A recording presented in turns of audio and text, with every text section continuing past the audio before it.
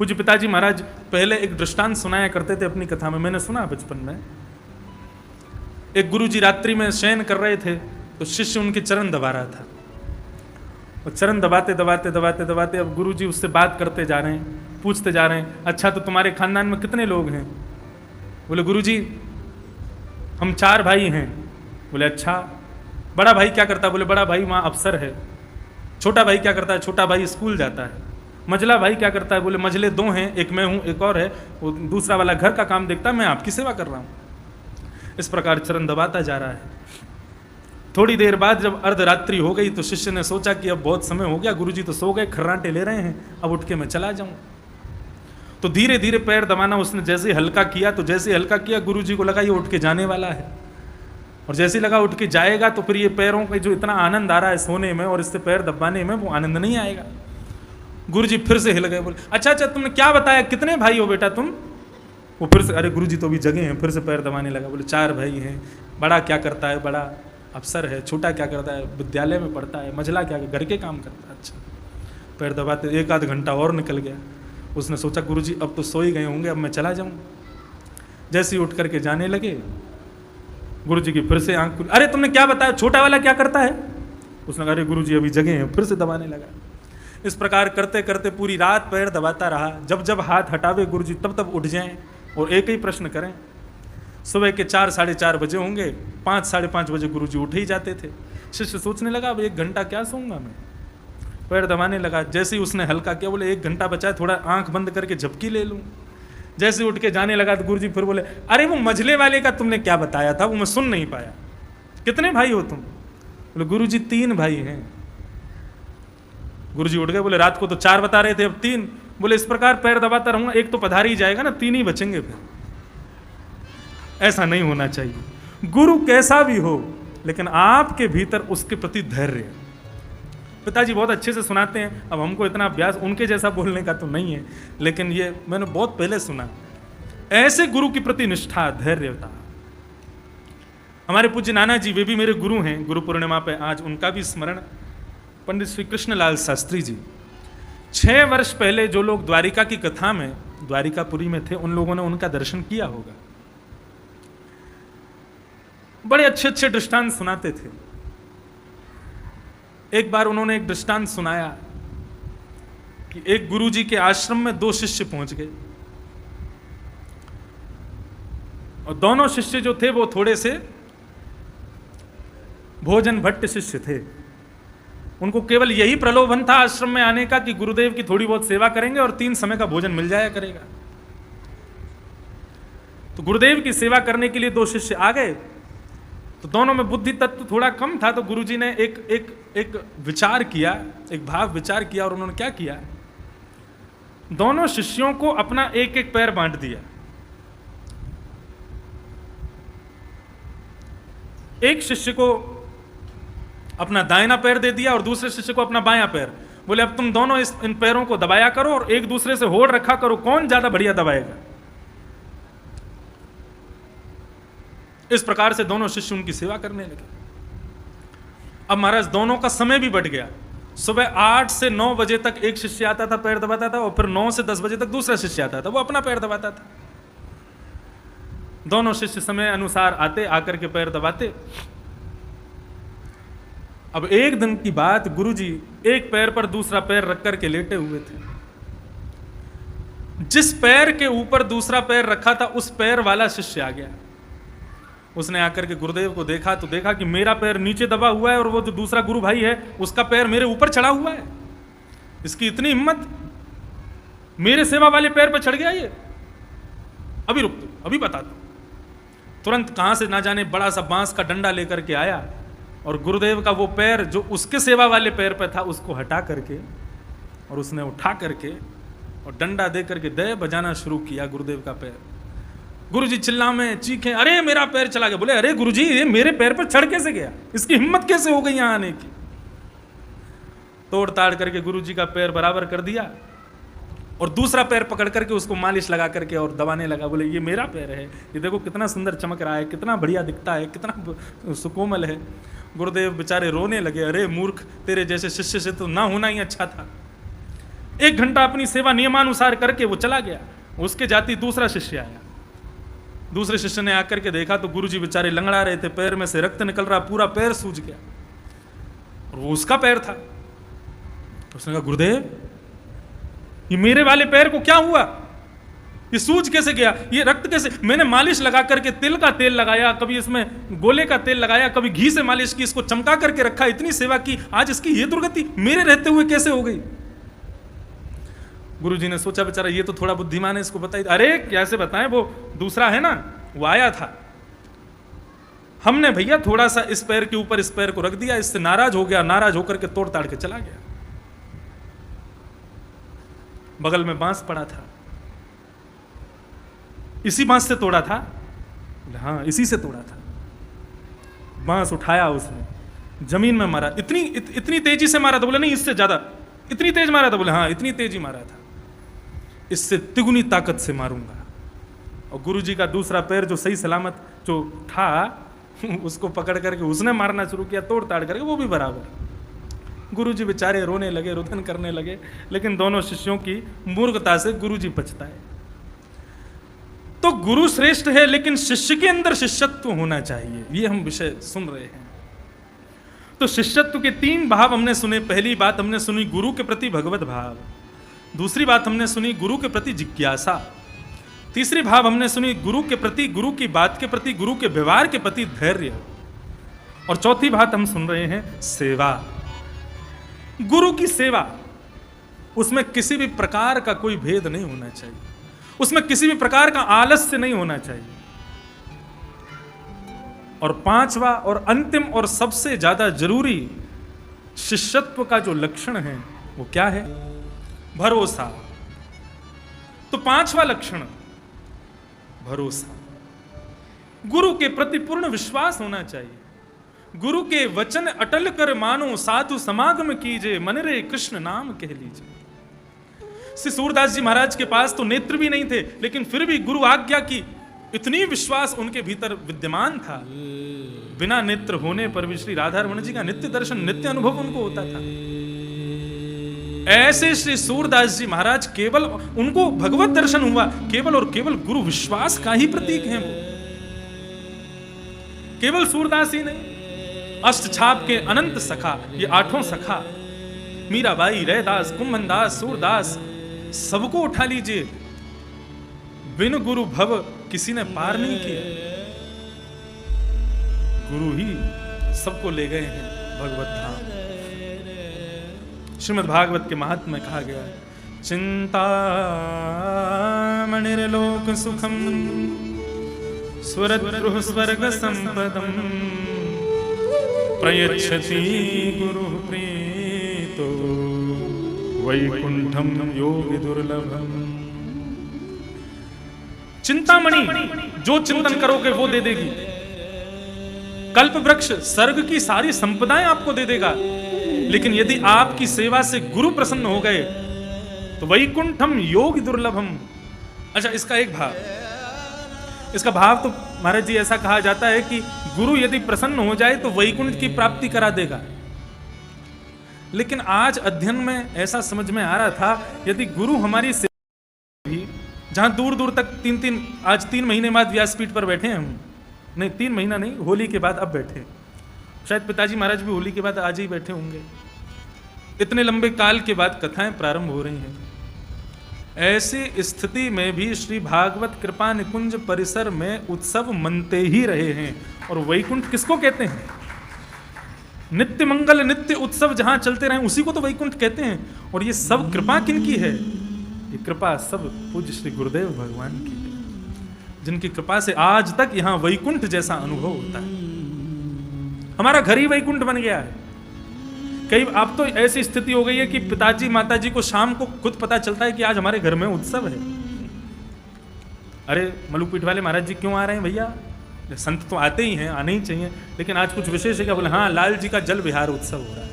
ये कब हुआ? बोले सुबह से व्यवस्था चल रही है, किसी को पता ही नहीं है। तो ऐसे नित्य मंगल नित्य उत्सव, मैं भी कई बार सवेरे कोई विचार नहीं है, लेकिन शाम तक उत्सव बन जाता है। किस लिए? क्योंकि गुरु प्रयच्छति गुरु प्रीतो वैकुंठम योगी दुर्लभम। गुरु की कृपा से संपूर्ण जीवन ही वैकुंठमय हो जाता है, वैकुंठमय हो जाता है। इसलिए गुरु प्रसन्न हो आपकी सेवा से, आपके भाव से, आपकी जिज्ञासा से, ये प्रयास कीजिए। आनंदमानंद करम प्रसन्नम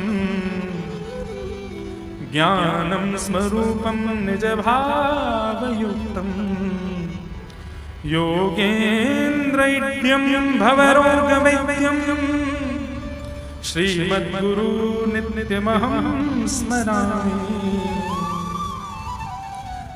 इस श्लोक में गुरु जी को एक विशेषण दिया गया, गुरु को एक उपमा दी गई है, बहुत ध्यान से सुनिएगा। और वो उपमा क्या है? भवरोग वैद्यम।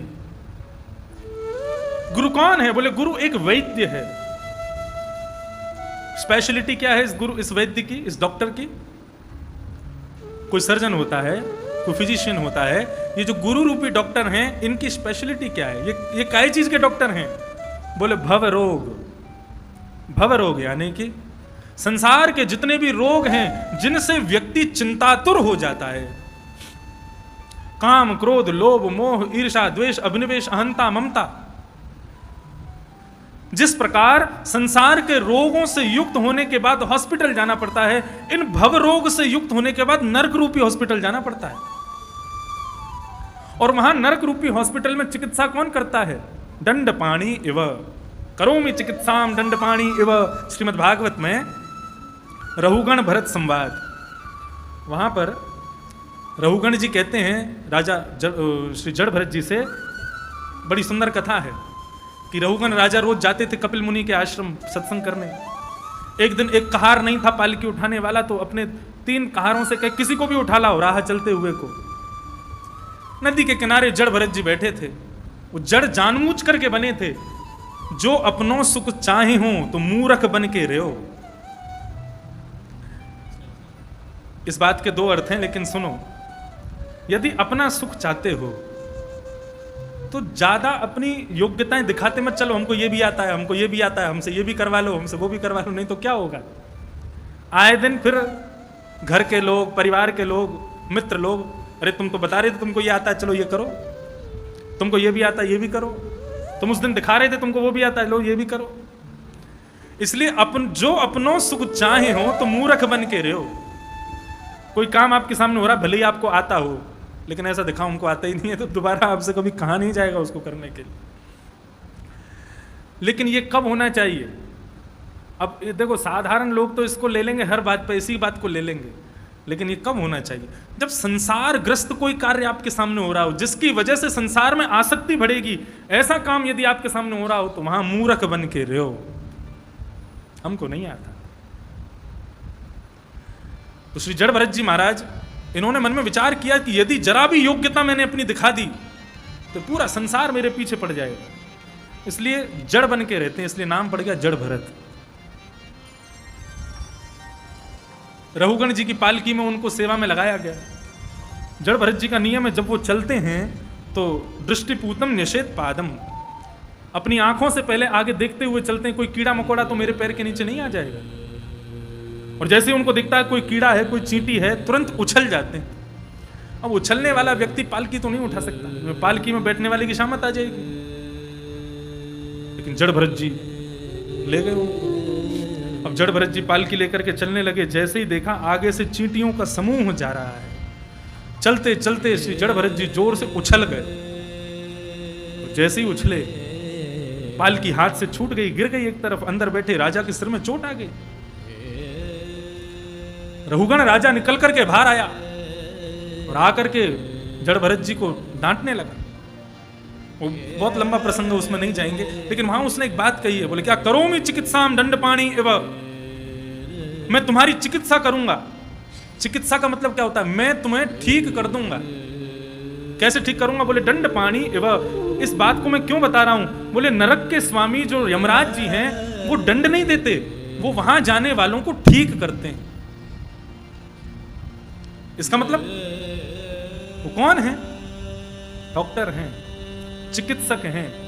कौन? यमराज, जो नरक आने वाले बीमार लोगों की चिकित्सा करते हैं।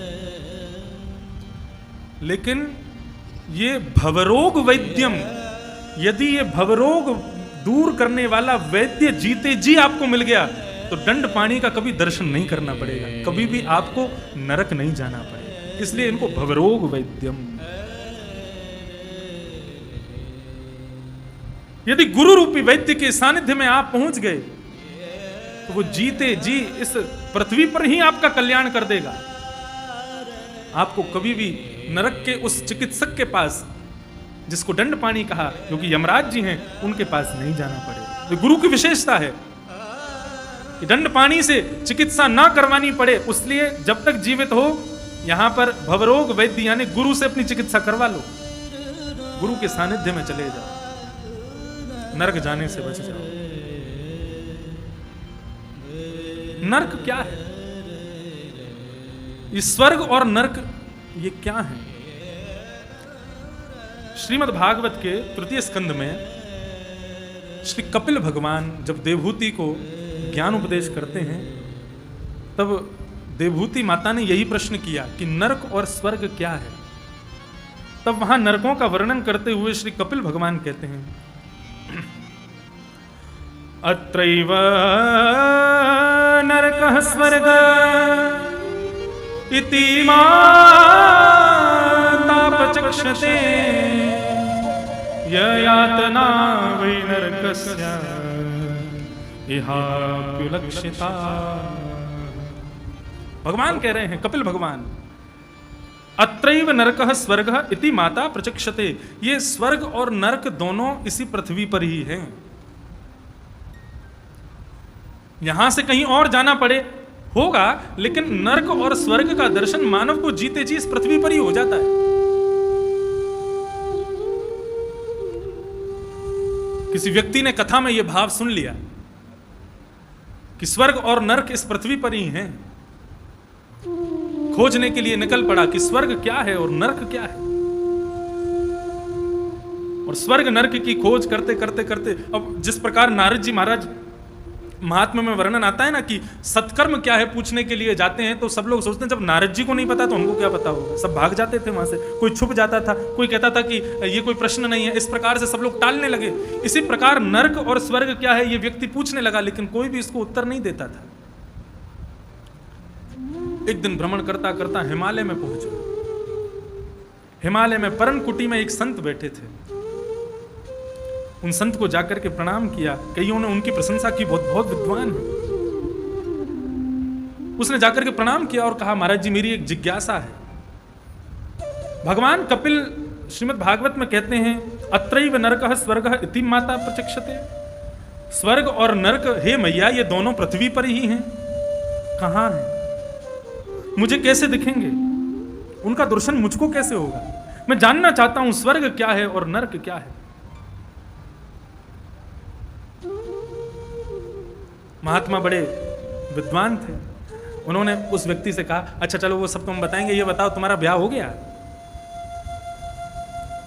बोला हाँ हो गया। तुम्हारे कितने साले हैं? बोले 2 साले हैं। साली कितनी है? बोले साली 3 है। अब उसको अंदर से ऐसा लग रहा है अटपटा, मैंने पूछा क्या और ये बोल क्या रहे हैं? मैं कहां पूरा संसार छोड़ करके, घर परिवार छोड़ करके यहां पर तत्व का चिंतन कर रहा हूं, स्वर्ग नरक की खोज कर रहा हूं, और ये मुझसे वही संसार की बातें कर रहे हैं। महात्मा बड़े सहज हो गए, इस प्रकार बैठ गए। बोले अच्छा ससुराल जाते हो, सत्कार होता होगा तुम्हारा? हाँ होता। तो लिफाफा मिलता है?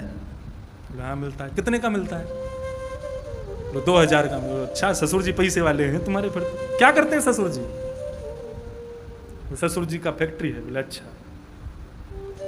सालियां भोजन कराती होंगी, कोई रोटी बना के लाती होगी, कोई सब्जी बना के लाती होगी, नए नए मिष्ठान बना के पवाते होंगे। जमाई की तो खूब सत्कार। और सुबह का बैठा शाम हो गई और संसार की चर्चा कर रहे हैं महात्मा उससे। सुनते सुनते सुनते सुनते उसका दिमाग गर्म हो गया। और एक समय ऐसा आया, संत की वाणी सुनकर के वो खड़ा हो गया। बोले पाखंड करते हो, हिमालय में आकर के परनकुटी बना करके बैठे हो, लेकिन आस्था तुम्हारी पूरी घुसी हुई है संसार में। अरे इतना ही शौक है साले सालियों के पास जाने का, अपनी जमाईगिरी करवाने का, तो ब्याह क्यों नहीं किया? क्यों बन गए संत महात्मा? बहुत बरसने लगा। महात्मा ने कहा बैठो। 4 घंटे पहले जब तुम आए थे, तुमने पूछा था स्वर्ग नरक क्या है, तो 4 घंटे पहले तुम बड़े शांत थे, तुम बड़े मुस्कुरा रहे थे, तुम बड़े शुद्ध चित्त से यहाँ बैठे थे, तुम्हारे भीतर जिज्ञासा थी, तुम बड़ी लगन से मेरे सामने आए थे। वो स्वर्ग है। और अभी मेरी बातें सुनकर के तुम इतने विचलित हो गए कि ये भी नहीं सोच रहे हो कि जिसको मैंने 4 घंटे पहले प्रणाम किया उसी को गाली दे रहा हूं मैं। ऐसी स्थिति प्रकट हो गई है तुम्हारी कि तुम संत और सामान्य पुरुष में भेद भूल गए हो। यही नरक है, यही नरक है और यही स्वर्ग है। क्या समझे? अपने विवेक से शून्य जिस दिन हो जाओगे, समझ लेना उसी दिन तुम्हारे नरक के द्वार खुल गए। और विषम परिस्थिति में भी विवेक का साथ तुमने नहीं छोड़ा है, तो समझ लेना तुम अभी भी स्वर्ग में हो। और विवेक मिलता कहां से है? बिनु सत्संग विवेक ना होई, राम कृपा बिन सुलभ न सोई। मतलब आप सत्संग में बैठे हैं, बिना किसी व्यवस्था के बैठे हैं, फिर भी 4 घंटे कब व्यतीत हो गए। मैंने पीछे मसनद नहीं लगाई, फिर भी कमर में दर्द नहीं हुआ। मैं एक आसन से बैठा, फिर भी मैंने आसन नहीं बदला। मुझे प्यास नहीं लगी, मुझे भूख नहीं लगी, मुझको फोन देखने का मन नहीं हुआ, तो समझो तुम स्वर्ग में हो। और इसी कथा में बैठे बैठे मन कर रहा है कुर्सी पे बैठ जाए, एसी थोड़ा और ठंडा हो जाए, कोई पानी पिला जाए, कोई रसगुल्ला खिला जाए। कथा कब पूरी होगी, बूंदी कब बटेंगी बाहर, यहाँ नेटवर्क क्यों नहीं आ रहे, व्हाट्सएप पे किसी का मैसेज क्यों नहीं आ रहा। इस प्रकार की भावना सत्संग में बैठ के भी है, तो समझो तुम अभी भी नरक में ही हो। यही नरक है और यही स्वर्ग है। कहने का भाव केवल इतना था कि सत्संग विहीन व्यक्ति प्रसन्न चित्त नहीं रहता, वही नरक है। अरे कहां तक कहें, श्रीमद् भागवत के अद्भुत भगवान के भक्त श्री ध्रुव जी महाराज, श्री ध्रुव जी महाराज भी भगवान का दर्शन उनको हुआ। 36,000 वर्ष तक राज्य किया और 36,000 वर्ष बाद यक्षों ने जब उनके भाई उत्तम का वध कर दिया, तो श्री ध्रुव जी महाराज ने ना जाने कितने हजार यक्षों का वध कर दिया अपने हाथों से। यक्ष किसे कहते हैं? जो ना देवता है ना मनुष्य है, देव भी हैं और मनुष्य भी हैं, उनको यक्ष कहते हैं। भगवान का दर्शन करने वाला, भगवान का इतना बड़ा भक्त ध्रुव, और इतना क्रोध। तब उनके दादाजी मनु महाराज प्रकट हुए और मनु महाराज ने प्रकट होकर के कहा, अलम वत्स अतिरोषेण तमो द्वारेण पाव्रतम। अलम, रुक जाओ, ध्रुव गुस्सा मत करो। क्यों? बोले यही क्रोध, यहां पर लिखा अतिरोषेण तमोद्वारेण। अतिरोषेण, अतिशय गुस्सा करने से ही नरक के द्वार खुल जाते हैं। इसलिए ध्रुव क्रोध मत करो, गुस्सा मत करो। जिसको भयंकर क्रोध आता हो वो क्या करे? गीता में वहां पर कहते हैं, काम एष क्रोध एष रजो गुण समुद्भव महासनो महापाप्मा विद्येनमिह वैरिणम्।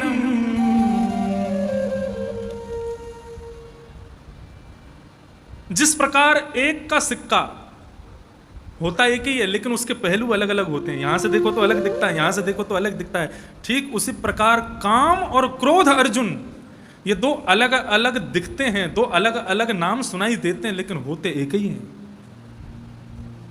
यदि किसी व्यक्ति में भयंकर क्रोध है तो समझ लेना उसमें काम भी है,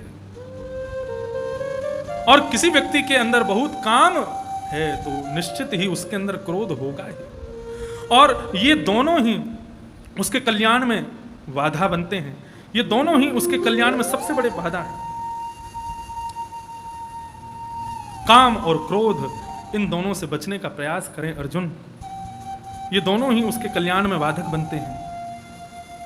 नरक के 3 द्वार, ये भी भगवान ने गीता में ही बताया। नरक के 3 द्वार, त्रिविधम नरकस्येदम द्वारं नाशनमात्मना कामः क्रोधः क्रोधस्तथा लोभ तस्मादेतत्त्रयं त्यजेत्। अर्जुन, नरक के 3 द्वार हैं, काम, क्रोध और लोभ। भोग की इच्छा को लेकर के जो हम लोग कामनाएं अपने भीतर प्रकट करते हैं उसको कहते हैं काम। जैसे कि भोजन कर लिया लेकिन थैली में और भर ले जाते हैं, क्यों? बोले रात में भूख लगेगी फिर खा लूंगा, इसको कहते हैं काम। इतने धन से मेरा चल जाएगा लेकिन फिर भी और संग्रह करने की इच्छा रखते हैं, उसको कहते हैं लोभ। काम का तात्पर्य केवल एक ही स्थान से मत ले लीजिएगा। अतिशय भोग की इच्छा से किसी वस्तु का बार बार भोग किया जाए उसको काम कहते हैं, और संग्रह की इच्छा से किसी भी वस्तु को अपने पास रखा जाए उसी को लोभ कहते हैं। इनसे बचो अर्जुन, तो नरक जाने से बच जाओगे, नरक के द्वार तुम्हारे लिए बंद हो जाएंगे, इनसे बचो। तो इस प्रकार भगवान नरक और स्वर्ग कहाँ हैं भगवान कपिल बता रहे हैं आपको।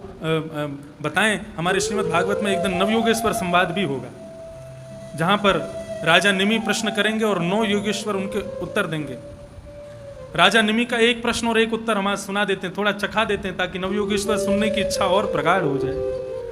राजा निमि ने एक प्रश्न किया,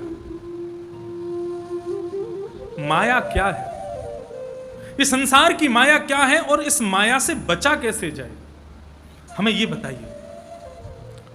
नव योगेश्वर बैठे हैं और प्रश्न कर रहे हैं, 9 योगेश्वर प्रत्येक एक एक प्रश्न का उत्तर देंगे। तब जब ये प्रश्न किया कि माया क्या है, इस दुष्कर माया से साधारण व्यक्ति कैसे बच सकता है, आप हमको बताइए। तब प्रबुद्ध नाम के योगेश्वर ने इसका एक अद्भुत उत्तर दिया, और वो उत्तर देते हुए कह रहे हैं, बहुत अच्छी बात, कि तस्मात् गुरुं प्रपद्येत जिज्ञासु श्रेय उत्तमम् शब्दे परे च निष्णातं ब्रह्मण्योपशमाश्रयम्। प्रबुद्ध योगेश्वर कहते हैं, बहुत ध्यान से सुनिएगा, माया से साधारण व्यक्ति कैसे, माया किसको कहते हैं? संसार की हर वो वस्तु जो आपको भगवान से विमुख कराने में खूब बलवान हो, उसी को माया कहते हैं। और इस माया के नाम पर कोई भी आ सकता है। कथा में यदि भूख विक्षेप कर रही है तो वो भूख उस समय माया का स्वरूप है। कथा में नींद विक्षेप कर रही है तो वो नींद माया का स्वरूप है। वृंदावन आने के लिए टिकट करवा ली है लेकिन आपका व्यापार विक्षेप हो रहा है तो वो व्यापार माया का स्वरूप है। श्री वृंदावन बिहारी लाल की दर्शन करने के लिए जा रहे हैं लेकिन गर्मी विक्षेप कर रही है तो विक्षेप माया के रूप में गर्मी है। कोई भी कारण जिससे भगवत सन्मुख में बाधा आवे वही माया है। उस माया से कैसे बचा जाए? तब प्रबुद्ध कहते हैं, तस्मात् गुरुं प्रपद्येत जिज्ञासु श्रेय उत्तमम्। यदि साधारण से साधारण व्यक्ति एक शुद्ध चित्त के साथ जिज्ञासा प्रकट करके गुरु के शरणागत हो जाए तो वो माया से बच सकता है। क्यों? बोले वो भले ही गर्मी के कारण बिहारी जी नहीं जा रहा था लेकिन गुरु के सन्निधि में बैठ गया, गुरु जी ने ऐसी कथा सुनाई कि उसके चित्त में ही बिहारी जी प्रकट हो गए। वो भले ही अपने व्यापार के कारण वृंदावन नहीं आ पा रहा था लेकिन आस्था चैनल खोल करके उसने कथा सुनना शुरू किया, वहीं गुरु की वाणी सुन करके अपने बंबई दिल्ली आदि क्षेत्र में ही वृंदावन को प्रकट कर लेगा। वो किसी कारण से भगवत विमुख हो रहा था लेकिन गुरु के सन्निधि में आने से गुरु ने यथा योग्य यथा संभव यथा व्यवस्था करके उसको भगवत सन्मुख करा दिया। इसलिए प्रबुद्ध कहते हैं कि किसी को माया से यदि बचना है तो गुरु सन्निधि में चला जाए। अब दूसरा प्रश्न, कौन सा गुरु श्रेष्ठ है? कौन है वो गुरु जिसकी हम सन्निधि में जाएं? अच्छा एक बात बताएं, आपको इस कथा का आनंद तभी आएगा जब आप या तो कुछ लिखने के लिए बैठो, क्योंकि एक से एक कड़ी इतनी सारी बनती जा रही हैं। मुझे भी अब ऐसा लग रहा है कि रात्रि में मुझे भी अपनी कथा दोबारा सुननी पड़ेगी, मैंने क्या क्या बोला।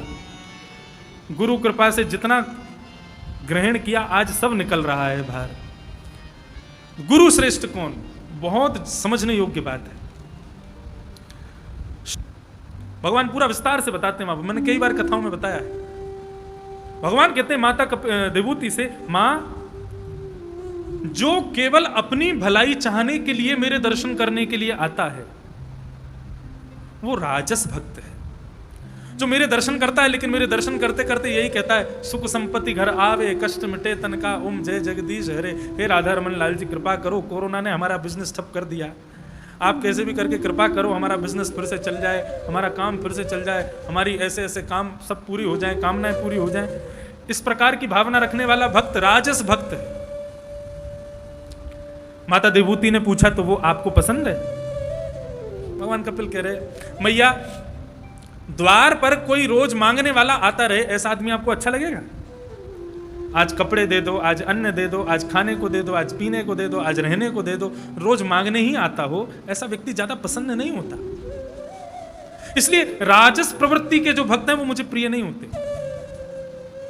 दूसरा तमोगुणी। तमोगुणी कौन है?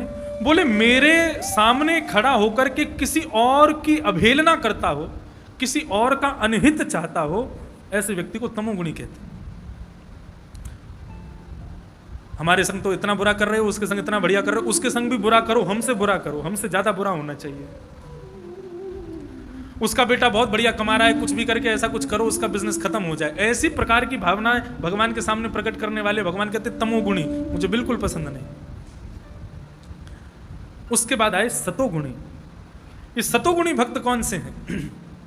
बोले मैया ये मेरी कृपा का अनुभव करके मेरी कृपा के प्रति धन्यवाद कहते हैं, हे प्रभु आपकी बड़ी कृपा है, धन्यवाद, ऐसी कृपा बनाए रखना। ये होते हैं सतोगुणी। मैया बोली ये पसंद है? बोले पसंद ठीक है, मतलब पसंद भी है और नहीं भी है, दोनों। और बोले निर्गुण भक्त? बोले निर्गुण भक्त का लक्षण क्या है? बोले वो आकर के मेरी ओर देखता है और अपना सर्वांगीण मुझी पर न्योछावर कर देता है। गर्मी हो रही है, भीड़ हो रही है, कौन ही लग रही है, कौन क्या कह रहा है, कौन चिल्ला रहा है, कोई पीछे से खींच रहा है, आगे को खींच रहा है, ढकेल रहा है, इन सब से उसकी कोई इन सब से वो देहाभिमान से शून्य हो चुका होता है। वो मेरे सामने खड़ा होता है, नेत्रों में केवल मुझको भर रहा होता है। देखूं नंद कुमार नयन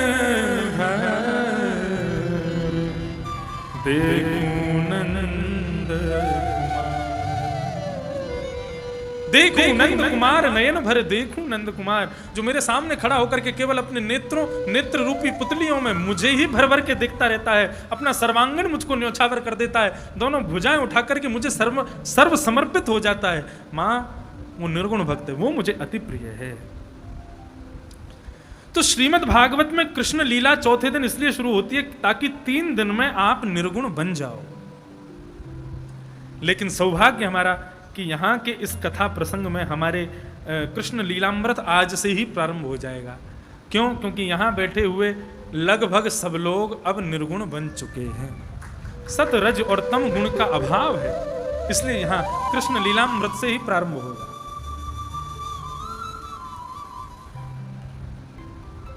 प्रथम से लेकर के नवम स्कंद तक जितनी भी कथाएं हैं सब कृष्ण कथा की भूमिका है। बहुत ध्यान से सुनिएगा। ये भगवान के जितने भी अवतार हुए वो प्रत्येक अवतार कृष्ण अवतार की व्यवस्था के लिए हुआ। जैसे कि मुझे कथा करने के लिए बंबई जाना है, तो बंबई कथा करने से पहले मैं 3 आदमी भेजूंगा, व्यवस्था देख करके आओ, फिर 2 बार आदमी फिर भेजूंगा, व्यवस्था देख के आओ। जिस दिन मैं पहुंचूंगा उस दिन मुझसे पहले भी कोई एक पहुंचेगा, व्यवस्था देखेगा, सब ठीक है, उचित है, तब कथा प्रारंभ होती है। ठीक उसी प्रकार कृष्ण अवतार होने वाला है, उससे पहले भगवान को बड़ी चिंता है। इसलिए भगवान ने बराह, कूर्म, नृसिंह ये सारे अवतार धारण किए ताकि कृष्ण लीला की व्यवस्था अच्छी से अच्छी बन जाए। आप कहोगे ये कैसे संभव हो सकता है? तो सुनिए, हम सुनाते हैं आपको। प्रत्येक लीला, प्रत्येक अवतार कृष्ण कथा के लिए। कैसे? पहले लेते हैं वामन अवतार। भगवान ने वामन अवतार धारण किया तो जैसे ही ठाकुर जी वामन बनकर के गए तो बलि के द्वार पर जैसे तो ऐसा ही बालक देना, या फिर इसी को ही मेरा बालक बना देना। वामन भगवान के प्रति बाल वात्सल्य भावना प्रकट हुई। किसकी? रत्नमाला की, बलि की पुत्री की। भगवान बोले ठीक है, पूरी करेंगे तुम्हारी मन की इच्छा। लेकिन बलि वामन संवाद जैसे ही चलने लगा और वामन भगवान ने 3 पग जमीन का वरदान मांगा, बलि ने कमंडल से जल देकर के संकल्प कर दिया कि 3 पग जमीन देंगे। संकल्प करते ही वामन भगवान विशाल बन गए। 2 पग से उन्होंने तीनों लोक नाप लिए। तीसरा पग देने के लिए बलि के पास कुछ भी नहीं बचा। तब बलि को नाग ने आकर के अपने पास में बांध लिया। शेषनाग ने पास में आकर के बांध लिया। उस समय रत्नमाला जो बलि की पुत्री है, भगवान के प्रति वात्सल्य भाव उसका नष्ट हो जाता है। हे विधाता, मैंने आपसे प्रार्थना की थी कि यह बालक मुझको पुत्र रूप में मिले, लेकिन यदि आप मेरी इस इच्छा से प्रसन्न हो गए हो और इसको मेरे बालक के रूप में भेज रहे हैं, तो ऐसे बालक को तो विष देकर के मार देना चाहिए। ऐसा बालक। भगवान ऊपर से देखने लगे, वाह रत्नमाला, तुमने हमको बालक भी मांगा और विष देकर के मारना भी चाहा, तुम ही पूतना बन के आओगे। पूतना मिल गई भगवान। तो वामन अवतार किसकी भूमिका बना रही थी? कृष्ण लीला की भूमिका। भगवान पूतना को खोजने गए थे वामन बन के, ताकि कंबा दयालुम शरणम ब्रजेम, कृष्ण कितने दयालु हैं ये संसार को बता सकें, उसके लिए पूतना चाहिए। वही रत्नमाला बलि की पुत्री पूतना बनकर के आई। उसकी पहली इच्छा थी कि ऐसे बालक को अंक में भर के अपने पयोधर का पान कराऊं, भगवान ने वो पूरी कर दी। लेकिन दूसरी इच्छा हुई कि ऐसे बालक को तो कालकूट विष पिला करके मार देना चाहिए, भगवान ने वो भी इच्छा पूरी कर दी। उसके स्तनों पर लगे हुए विष को भगवान ने पान किया। लेकिन थोड़ी सी हेर फेर हो गई कि उसकी इच्छा तो थी कि कालकूट विष पिला के मार देना चाहिए, लेकिन हेर फेर ये हुआ कालकूट विष पी करके भगवान ने उसी को पधरा दिया, वही पधारे गए। तो वामन अवतार की पूरी भूमिका किसके लिए? कृष्णावतार के लिए। अब आ जाओ, कौन? बराह अवतार। भगवान सूकर के रूप में प्रकट हुए। जितम जितम ते जित यज्ञ भावना त्रयीम तनुम स्वाम परिधुन्वते नमः यद्रोम गर्ते शुनिलिल्लुरध्वर तस्मै नमः कारण सूकरायते। भगवान बराह बनकर के आए। और बराह अवतार क्यों हुआ? हिरण्यकश्यप का छोटा भाई हिरण्याक्ष पृथ्वी को लेकर के रसातल में चला गया। ब्रह्मा जी ने स्तुति की तो भगवान बराह बन के प्रकट हुए। रसातल में जाकर के उन्होंने पृथ्वी को जैसे ही अपनी डाढ़ पर धारण किया, अपनी जो जिस प्रकार सूकर का मुख भार होता है उसके ऊपर जैसे ही धारण किया, तो पृथ्वी के हृदय में भगवान के प्रति प्रियतम का भाव उत्पन्न हो गया। भगवान के अधरों का उसको रस मिल गया। पृथ्वी के मन में इच्छा होने लगी, ये जो अपनी डाढ़ पर मुझको उठा करके ले जा रहे हैं, हे विधाता ऐसी कृपा हो जाए कि ये मुझको मेरे प्रियतम के रूप में, पति के रूप में प्राप्त हो। कृष्णावतार में वही पृथ्वी भगवान की पत्नी सत्यभामा बनकर के आई और भगवान ने उनके साथ ब्याह किया। तो बराह अवतार किसके प्रयोजन के लिए? कृष्णावतार। तीसरा पृथु। देखो संपूर्ण कथा भी होती जा रही है, सारे अवतार भी होते जा रहे हैं। पृथु बनकर के भगवान पधारे, जिनकी वजह से इस धरती को पृथ्वी कहा जाता है। इस धरती को पृथ्वी क्यों कहा जाता है बताओ? क्योंकि पहले धरती पर केवल 2 ही वस्तु थी, समुद्र और पहाड़। समतल जमीन नहीं हुआ करती थी। और आज भी समतल नहीं है पृथ्वी, कहीं ना कहीं ऊंचे नीचे आज भी बनी हुई है। तो जब पृथु महाराज का प्रादुर्भाव हुआ तब सबने आकर के पृथु महाराज से प्रार्थना की। तब पृथु महाराज ने आधी से ज्यादा पृथ्वी को समतल बना दिया, पहाड़ों को काट दिया। किसी ने पूछा पृथु महाराज ने पहाड़ क्यों काट दिए? बोले पहाड़ इसलिए काट दिए क्योंकि भैया माखन चोरी लीला करेंगे, लीला करके गोपियों के घर से भागेंगे और घर से भाग के पहाड़ों पर चढ़ेंगे तो खुद भी थकेंगे, गोपियां भी थक जाएंगी और पहाड़ इतने बड़े बड़े होंगे, कहाँ जाएंगे? सुबह के जाएंगे, रात को उतर के आया करेंगे। भगवान बोले माखन चोरी लीला के बाद में इतना श्रम हो जाएगा, इन पहाड़ों पर घूमने में बहुत श्रम होगा, इसलिए भगवान ने आधी से ज़्यादा पृथ्वी को समतल बना दिया। ब्रजमंडल में केवल एक ही पर्वत को रहने दिया, गिरिराज महाराज विराजे रहो। फिर भी पूरे दिन ठाकुर जी उसी पे ही चढ़े रहते थे। अभी वेणु गीत आप लोग सुन रहे हैं सुबह, उसमें वर्णन आएगा। ठाकुर जी नित्य जाते हैं गिरिराज जी, रोज गिरिराज पर्वत पर ही भ्रमण करते हैं। तो तो पृथु महाराज का रूप धारण करके ठाकुर जी ने पृथ्वी को समतल किया ताकि बाल लीला की जो चंचल लीलाएं हैं उनको करने में श्रम ना हो, उनको करने में अति मेहनत का काम ना हो, इसलिए समतल बना दिया। बोलो जो अवतार कहोगे उस अवतार का प्रयोजन कृष्ण लीला ही है। कोई अवतार उठा लो, मोहिनी, ओहो ये तो अतिशय जरूरी जानने योग्य अवतार भगवान का। भगवान मोहिनी बनकर के आए, भैरवी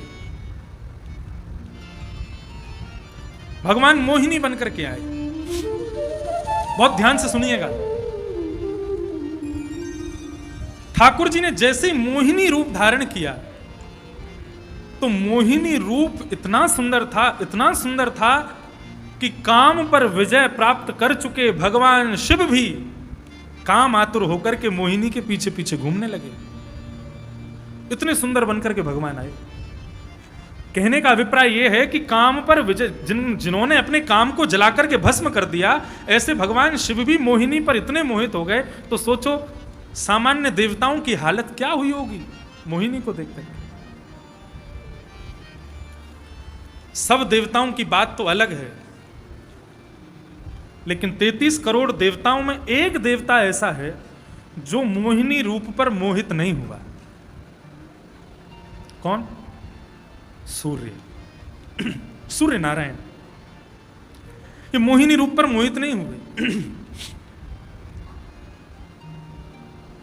मोहिनी रूप पर मोहित नहीं हुए, मोहिनी रूप पर इनका ममत्व जग गया। मोहित होना और ममता का होना दोनों में भेद होता है। पति पत्नी एक दूसरे के प्रति मोहित हो सकते हैं, एक दूसरे के प्रति ममता नहीं हो सकती। ममता सदैव पुत्र में होती है, ममता सदैव पुत्री में होती है। समझ रहे हैं बात को? सूर्य का मोहिनी के प्रति ममत्व जगा, इसका मतलब वो मोहिनी को अपनी पुत्री मानने लगे।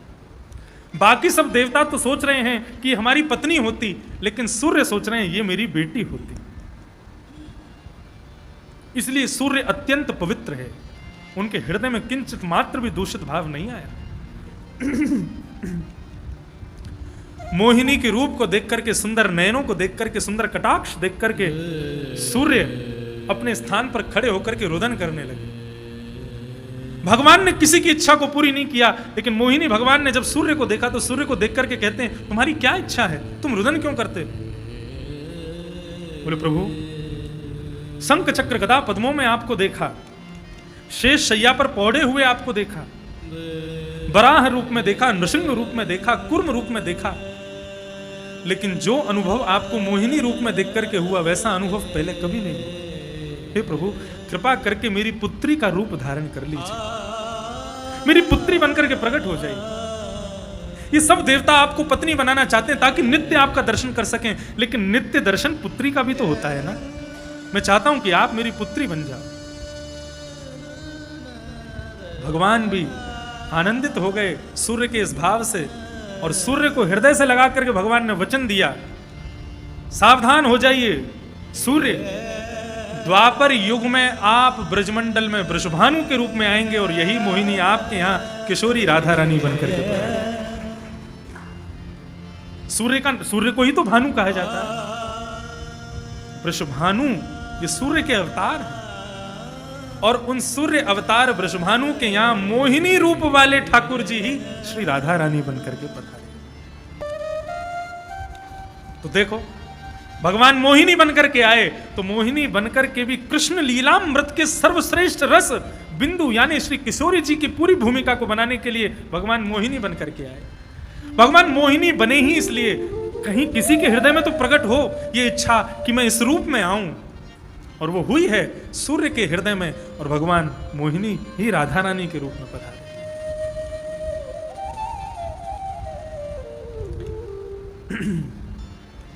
कितने अवतार गिना दिए हमने? वामन, बराह, पृथु, मोहिनी, और कोई नाम बोलो हम बता देंगे तुरंत। हाँ, नृसिंह, मत्स्य, वाह मत्स्य, कुछ तो अपने आप भी खोज लो, सब हम ही बताएंगे। मत्स्य बनकर के भगवान पधारे। कूर्म का बताते हैं। पहले कूर्म बन के भगवान आए, कछुआ। क्यों? द्वारिका नगरी को भगवान ने समुद्र के बीच में क्यों बनाया? समुद्र के बीच में द्वारिका नगरी का स्थापन भगवान ने इसलिए किया ताकि बड़े बड़े राक्षसों से समुद्र की लहरें द्वारिका की रक्षा करती हैं। और समुद्र में जो लहर आती हैं वो किसके कारण से आती है? पहले समुद्र में लहर नहीं होती थी। रामेश्वरम में आज भी लहर नहीं आती। आप धनुषकोडी चले जाएंगे, वहां लहर आती है, और इधर जाएंगे आएंगे रामेश्वर मंदिर के ठीक सामने जो समुद्र है वहां पर आज भी समुद्र समतल है, बिल्कुल शांत। समुद्र का स्वभाव शांत है, लेकिन जो उसमें उफान होता है, जो ज्वार भाटा आता है, वो किसके कारण से आता है? बोले भगवान कूर्म बनकर के जब कछुआ बनकर के भीतर प्रवेश करे हैं और भीतर समुद्र के भीतर जाकर के रहते हैं, तो भगवान कूर्म जब श्वास लेते हैं, श्वास छोड़ते हैं, तो उसी का प्रभाव होता है कि समुद्र में लहर प्रकट हो जाती है। ये लहर प्रकट क्यों कर रहे हैं भगवान? ताकि द्वारिका नगरी की रक्षा कर सके, द्वारिका नगरी की रक्षा हो सके, उसी के लिए लहरों को प्रकट कर रहे हैं। तो कूर्म अवतार भी कृष्ण लीला की भूमिका है। कपिल अवतार, भगवान ने कपिल भगवान का रूप धारण किया और कपिल बनकर के भगवान ने सबको बता दिया कि भाई हम ज्ञान स्वरूप भी हैं। सिद्धानाम कपिलो मुनि, भगवान गीता में कहते हैं अर्जुन सिद्धों में कपिल मुनि मैं हूं।